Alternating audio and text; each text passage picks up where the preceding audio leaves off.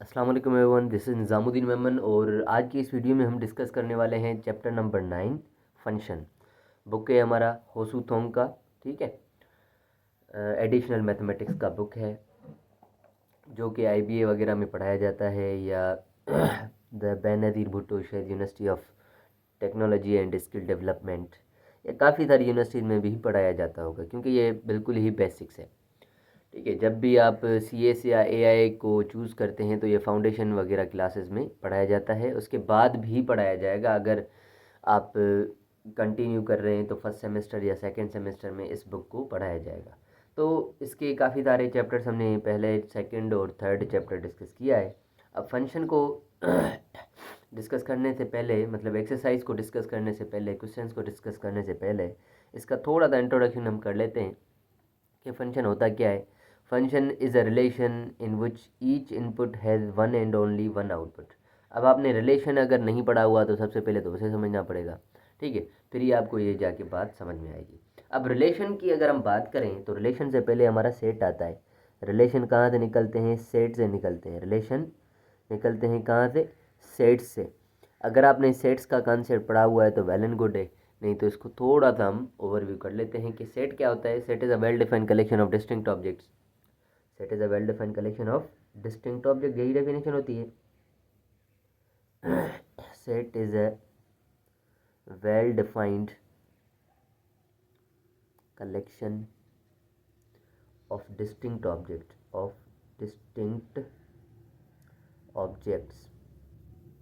Okay, set जो होता है वेल डिफाइंड होना चाहिए और उसमें जो ऑब्जेक्ट्स होने चाहिए या एलिमेंट्स होने चाहिए वो डिस्टिंक्ट होने चाहिए, मुख्तलिफ होने चाहिए।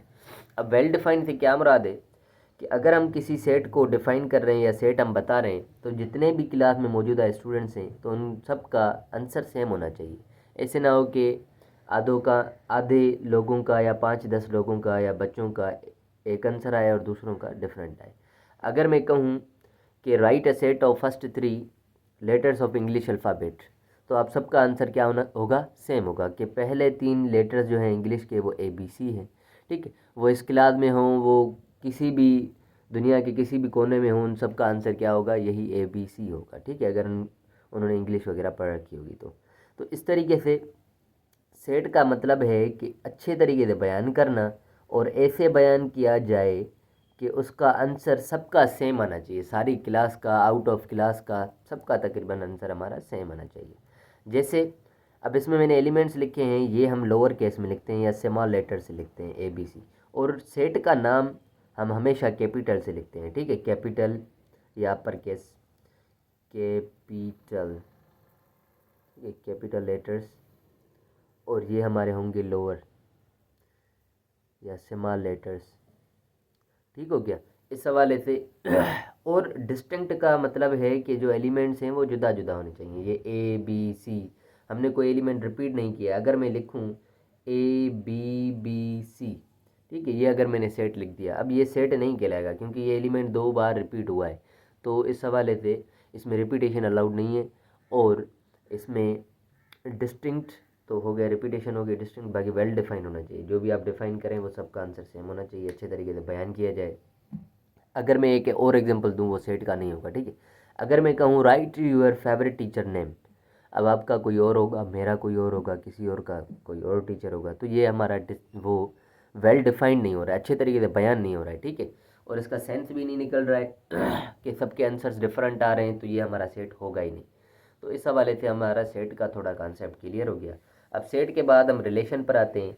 तो रिलेशन हमारा सेट से ही बनता है।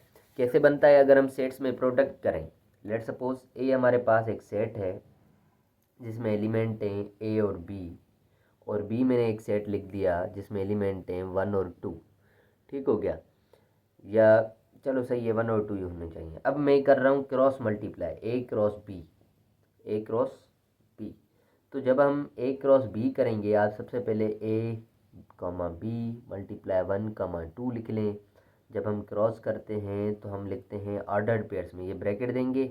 अब इस A को पिक किया, सबके साथ रख लेंगे, इसमें जो भी एलिमेंट्स होंगे, मतलब A को हमने 1 के साथ रखा, A को हमने 2 के साथ रखा, A पूरा हो गया। फिर हम B को पिक करेंगे, B को हम 1 के साथ रखेंगे और B को हम 2 के साथ रखेंगे। ये हमारा जो हो गया ये कार्टेशियन प्रोडक्ट हो गई या दो सेट्स की मल्टीप्लिकेशन हो गई। अब इन दो सेट्स की मल्टीप्लिकेशन से अगर हम रिलेशंस बनाना चाहें तो रिलेशन का या सबसेट का फार्मूला एक ही होता है। रिलेशन का फार्मूला होता है, सबसेट्स का भी आपने फार्मूला पढ़ रखा है कि 2 पावर n होता है, ठीक है। अब n जो है इसमें नंबर ऑफ़ एलिमेंट्स को शो करता है। जैसे इसमें 2 एलिमेंट्स हैं तो 2 पावर 2 हमारा 4 आ जाएगा।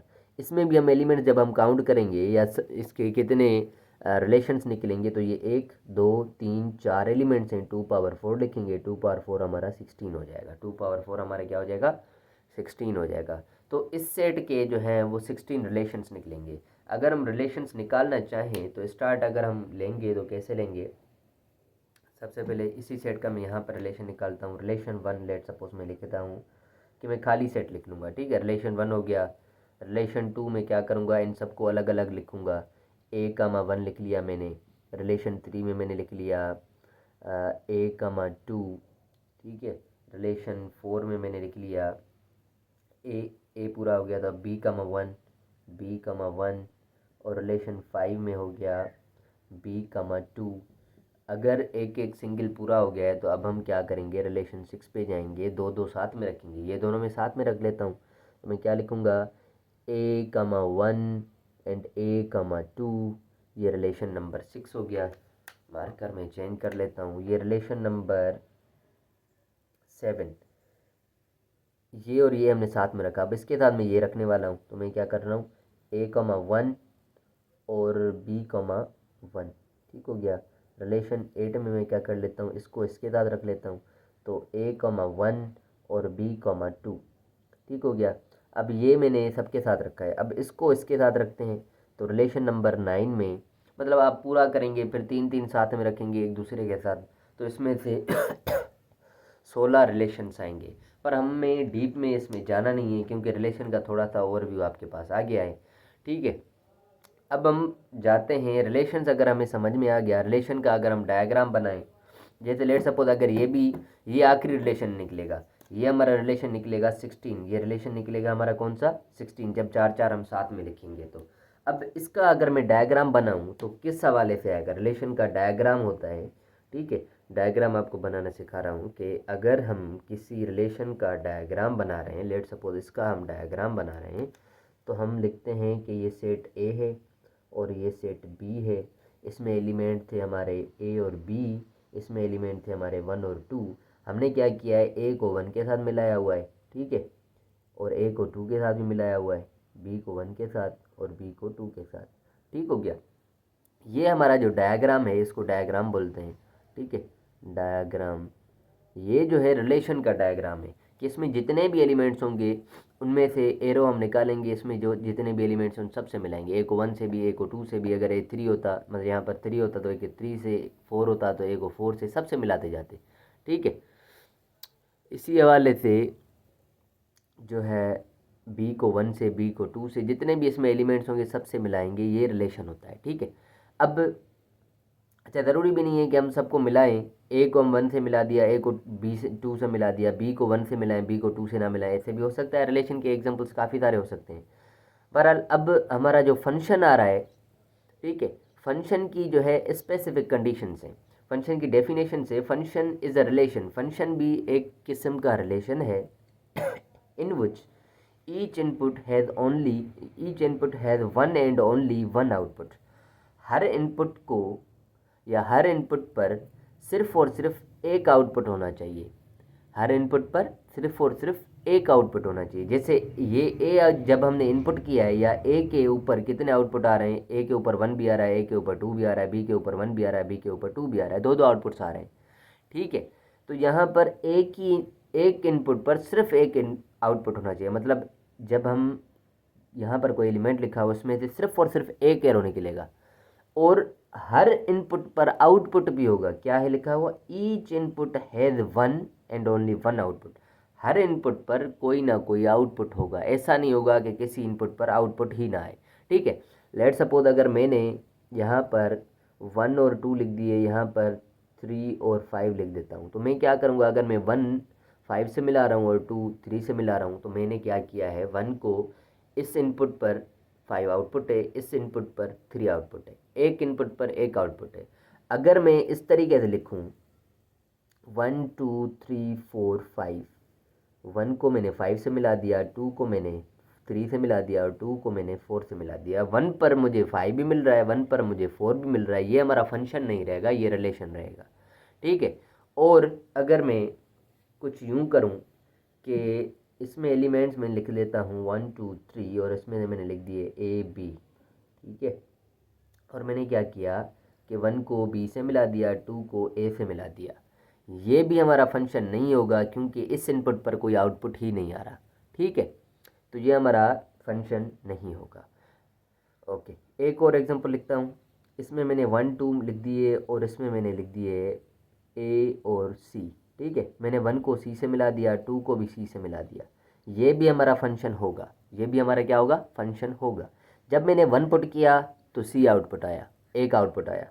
जब मैंने 2 पुट किया तो भी हमारे पास सी आया, एक ही आउटपुट आया। मतलब इस पर 2 आउटपुट नहीं आ रहे, इसमें से 2 एरोज नहीं निकल रहे। इसमें 2 एरोज मिलें, इसमें कोई रह जाए, हमें इससे कोई फ़र्क नहीं पड़ता। हमारे फंक्शन की कंडीशन क्या है कि हमें जस्ट फोकस करना है कि यहाँ वाला एलिमेंट कोई भी खाली नहीं होना चाहिए। जैसे यहाँ पर खाली है 3, ये हमारा फंक्शन नहीं होगा। और यहाँ वाले एलिमेंट की तरफ डबल असाइनमेंट नहीं होनी चाहिए। किसी भी एक एलिमेंट से 2 एरोज नहीं निकलें, जैसे इस 1 से 2 एरोज निकल रहे हैं तो ये भी हमारा फंक्शन नहीं रहेगा। बाकी इस तरफ 2 एरोज मिल रहे हैं, यहाँ पर खाली है, इससे हमारा कोई वास्ता नहीं है। ये हम टाइप्स ऑफ फंक्शन की बात करेंगे तो हम इस चीज़ को डिस्कस करेंगे। तो हमारे फंक्शन की थोड़ा ओवरव्यू, बेसिक कॉन्सेप्ट तो आपको समझ में आ गया होगा। अब हम चलते हैं एक्सरसाइज की तरफ। उसमें किस किस्म के सवाल हैं वो हम डिस्कस कर लेते हैं। हम बस इसके 1-2 सवाल ही करेंगे। एक ही सवाल करते हैं क्योंकि मैं 1 वीडियो और 1 क्वेश्चन का सिस्टम बनाता हूँ, तो यहाँ पर हम क्वेश्चन 1 को डिस्कस करते हैं। और क्योंकि ये 12 मिनट का एक वीडियो बन गया है अभी और ये क्वेश्चन करेंगे तो ये 15 मिनट पर चला जाएगा। यहाँ पर which of the following relation is not a function, state your reason.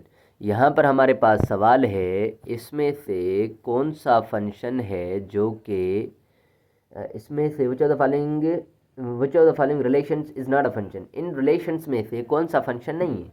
अभी अभी हमने पढ़ा, डायग्राम हमने अच्छे तरीके से समझ लिए हैं कि अब आप इजीली बता सकते हैं कि इसमें से कौन सा फंक्शन है और कौन सा रिलेशन है। आप थोड़ा सा फोकस करें। यहाँ पर 3 एलिमेंट्स हैं और तीनों से ही एक एक एरो निकल रहा है, एक एक एरो निकल रहा है, 2 से 5 से 8 से, ठीक है। तो ये हमारा फंक्शन होगा।